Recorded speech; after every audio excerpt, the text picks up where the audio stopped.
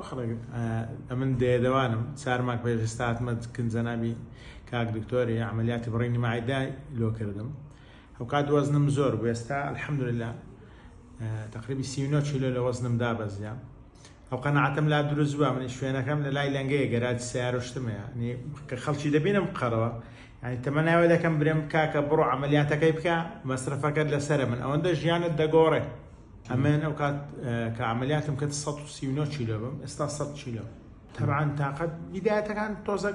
مساحەفات لۆ دروست دەبی هەر لە نەفسیەن بەڵام ئێستا الحەمدولله زۆر باشم یعنی لە کۆر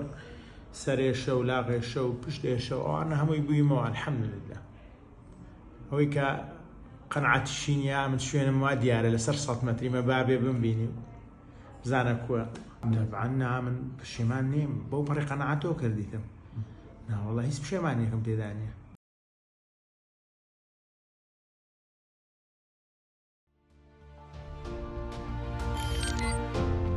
میهرەبانی دڵسۆزی و